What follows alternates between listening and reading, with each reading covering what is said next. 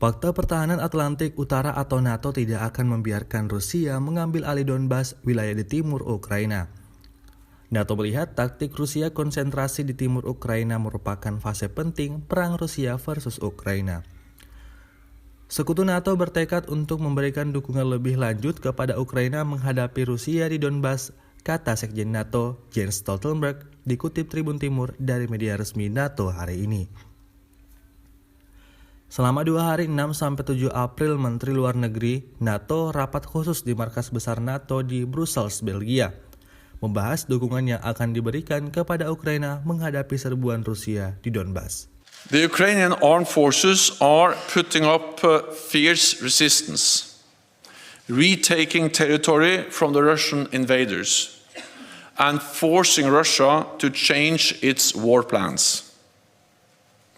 But Moscow is not giving up its ambitions in Ukraine.